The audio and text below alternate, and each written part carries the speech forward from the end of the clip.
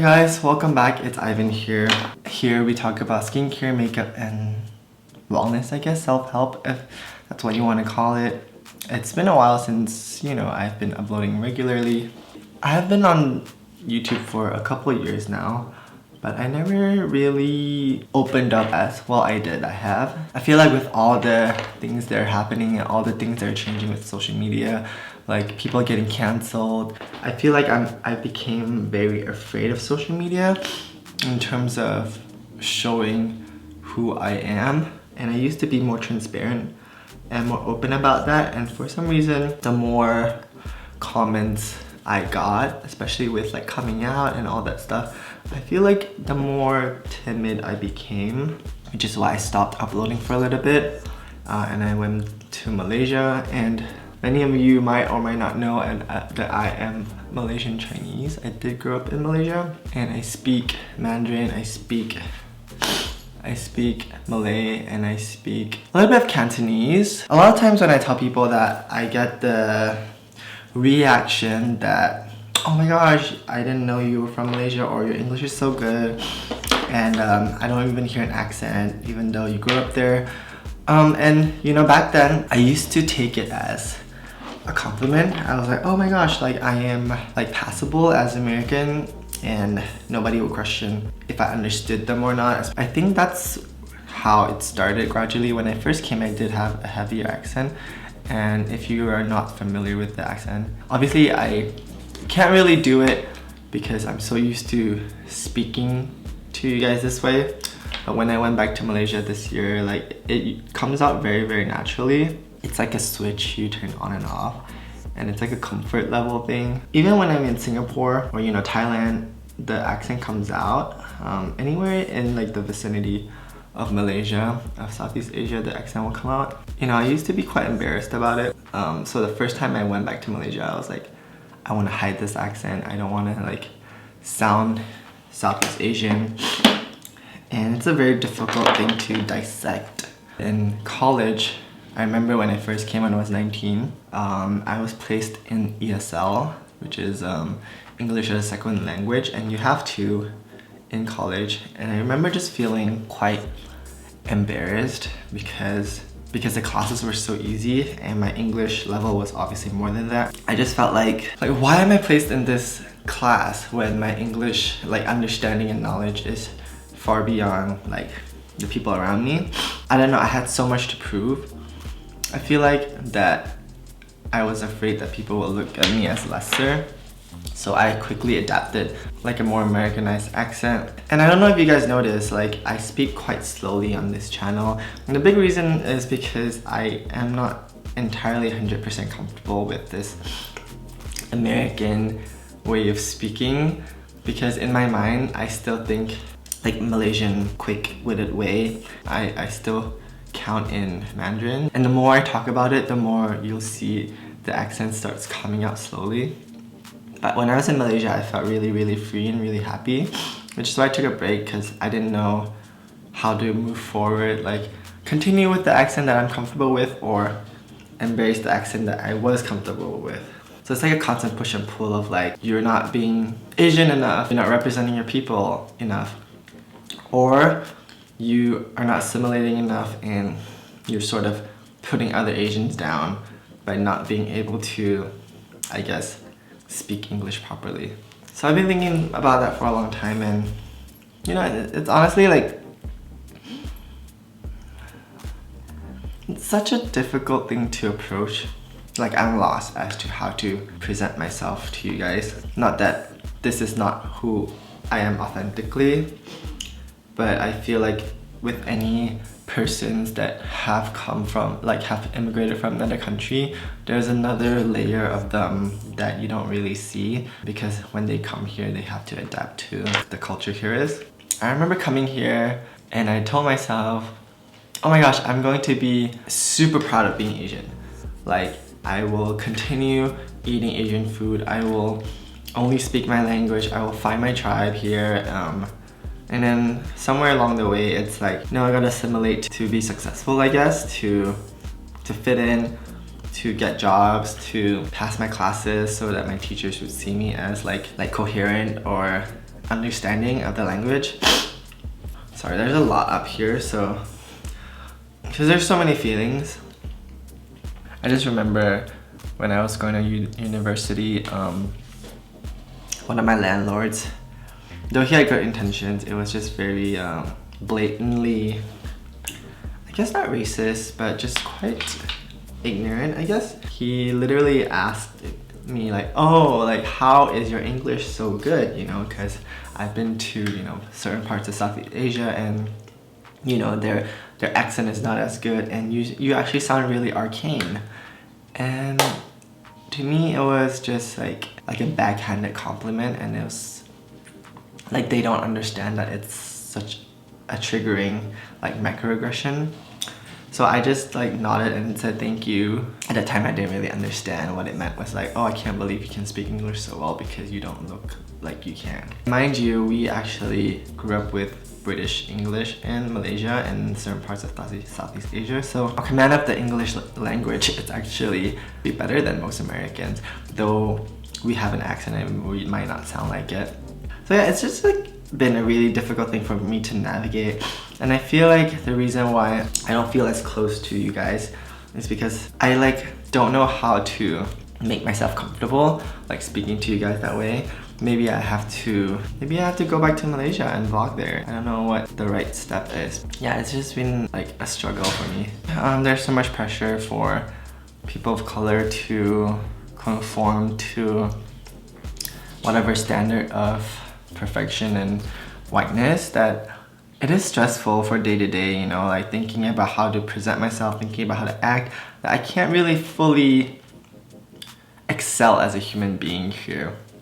You know how everyone has that white voice? It's like when you are doing interviews. I remember not understanding it back then. Like I remember putting on like a voice when I was doing interviews. I still do it sometimes, like when I'm talking on the phone with the cable company, or you know, when I'm applying for an apartment and stuff like that. I put on this very like professional white voice, like, hi, how are you doing? Yes, I'm doing fine. It was necessary to get jobs, you know. Applied to a restaurant before, and even the owners themselves, even though they were Asian, had such internalized xenophobia that they only hired Asian American kids. I say kids, but obviously they're legal. Well, English speaking kids, even though the owners themselves, you know, had accents. Just like observing that just taught me that, you know, in order to fit in, like succeed here, I have to sort of hide parts of myself even to people that are like me. And back then I remember I would just like make fun of fobs, and fobs are, I was a fob, you know. Fobs are what we call fresh off the boat. Though people flying planes now, honestly, I am quite ashamed of that, and it's been really hard for me to admit it to you guys, because it's not easy to admit like how, you know, your past mistakes. I would say things like I'm Asian but not that Asian, you know. So it was a lot of like overcompensating to show how not Asian I am. That on top of being like feminine and like, you know, loving makeup and stuff like that, was just a lot to like handle. And I remember, I think back then, the only Asian person that people knew of was Steven Yeun from The Walking Dead. And whenever I was in school, people would just like come up to me and like, oh my gosh, you look exactly like that person. And I'm like, who? In my head, like at first I didn't know who they were talking about, but it just happened enough that it was like, Steven Yeun, you look like that Walking Dead guy. Now I feel like with more representation, people can differentiate Asians, you know, with BTS and Yuna, Joji, like people from 88 Rising, and every race in general comes in different colors, size, forms, sexual orientations, like, and genders. Like, so we're so diverse. I hope when like going forward, I am able to keep embracing who I am, and openly embrace who I am, so that not just me but future generations of people that look like me won't feel like they have to hide parts of who they are. I feel like I will never truly be comfortable or find love, or not that finding love is the goal, but finding love for yourself. I will never be able to like sit with myself if I don't embrace the core of who I am. And in light of all these like jokes about the coronavirus, especially on TikTok and Twitter, it's just so toxic that it really makes me want to speak more about it and speak more about how ignorant and people are. Like, I was ignorant once, so it's fine, but I think as long as we want to improve, that's the most important thing, right? Like wanting to improve, and I want to improve as a person, myself. One of the big reasons why I feel like I had to hide my Malaysian accent was that I feel like in America we treat people that have foreign accents differently. We treat them as though they don't comprehend as much, or they're incapable of arcane intellectual conversations. And sometimes it's just a language barrier, you know? It's sort of like, you know, the Modern Family when they like Jay and Gloria. There's this one, like, obviously like Gloria has an accent, she's from Colombia. Her whole character is played up based on that, right? But as the seasons progress, you can tell she's like trying to shed her accent slowly. And there's this one episode where they're in a fight and Gloria says something like, "Do you even know how smart I am in Spanish?" And watching the episode back then was like, I think that was the first spark of like, you know, those aha moments where, wait, I am really smart in my own comfortable accent and language. But coming here, I feel like I had to like talk slower and dumb myself down so people will be comfortable to what they're seeing, like something that's not foreign. I think now this accent, like this Americanized accent that I have, is already, like, it is part of me because I've spoken like this for like 8 years now. But there is another part of me that is yearning to be loved and not feel ashamed or not feel uncomfortable. So yeah, that's like, I don't know. It is really emotional because I really don't know how to act. I just don't know how to like condense it because they are very like, I don't know, complex things that go in my head. Being a feminine Asian man in America, like there's just so many things that are like overlaying that I just can't put into words, but I know I need to by like journaling or just writing down my feelings more. Oftentimes I just let it pass, or people just say it's like, just get over it. But it is important because I do want the next generation of people to be able to just be themselves. It might not happen in my generation, it might not happen with me anymore, but hopefully the next ones will. Like all of us in life just want to be appreciated and loved for who we authentically are. And I don't mean loved in like a dating kind of way. I think loved as in like appreciated by society, appreciated as a whole, appreciated for our contributions in culture without being taken advantage of. You know, everybody wants that love. Everybody wants to feel like their life here is worthy of something, like worth something. Maybe I'll do a mukbang of like Malaysian food mukbang. I think like back then even now, like what people knew of Malaysia was like the Prime Minister of Malaysia from Zoolander, which is not even accurate. The planes that crashed. Our previous Prime Minister that embezzled like lots of money. Like I feel like that's what people thought of Malaysia. And that's why like I was never like really outwardly proud of like, I'm Malaysian, like yay! Malaysia is so beautiful with so many cultures and really just underappreciated because we have the most beautiful beaches, the most beautiful forests, the kindest, warmest people, really funny, and I just feel like the world really is missing out, and I really want to be that person to be proud of where I come from, you know? It's been so many years and it's like honestly taken quite a while just to get here.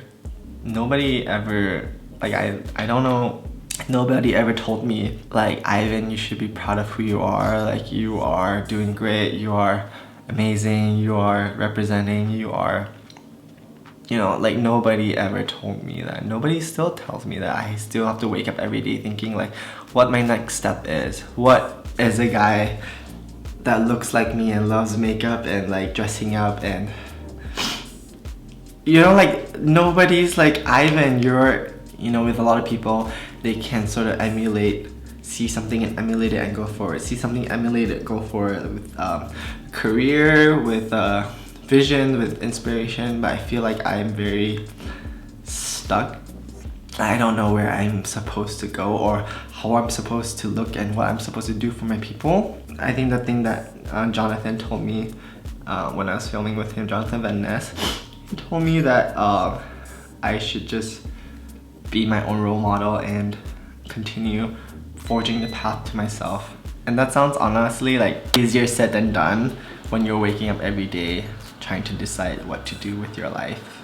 I think that's why I think representation and more different faces in the media is important. Doesn't matter Asian, black, brown, wherever you're from, like we just need more of those just to show the younger generation that we are here and we are able to succeed no matter the color of our skin, our sexual preference, our gender, and you know, the size of our bodies. You know, back then when I was younger, when I saw like an older Asian person not being able to adapt the American accent, I would get quite like mad even. I would be like, oh my god, they've been here for so long, how could they not have adapted the accent? That's like really shameful of me, I think, and really ignorant, because you know, like people that have come before me have worked really hard for me to exist today. And you know, their circumstances might be different. They might be working 2 or 3 jobs and taking care of their kids, so they might not be able to take like college classes like me with my kind of privilege. So looking back now, like again, like it's very shameful to admit to you guys, but I have to in order for myself, because I do want to do better. I want to improve. I want people around me to improve, and I think the first step is admitting that I have made mistakes in my life. I have made wrong assumptions about people. I need to realize that my privileges today did come from the people that look like me, that rallied for me, and I need to appreciate that. I hope this gives you a little bit more of insight of who I am and where I'm going as a person and what I believe in. It doesn't matter if you're Asian, black, brown, white, whatever you are watching, there's always more work to be done, and we always need allies, and we always need people to speak up. I don't want anybody to feel like they're alone here. I was so afraid with this cancel culture that I would say something out of turn or embarrass like queer or Asian people. But going forward, if I make a mistake, just call me out and I'll do better, you know? And if you have any like topics or questions you want me to talk about, please leave them down below and hit the thumbs up button. It really helps with the algorithm with YouTube. I really appreciate you guys, and really you guys make me want to do better because of all your DMs about telling me what like an inspiration and how proud you are of me, because a lot of you guys have followed me for so long. I want to say like the growth doesn't stop, not for you, not for me, and I want to keep on growing. And if you want to know what products I use, I'll link them down below as well. I need to repaint my nails because they are butchered. Bye guys.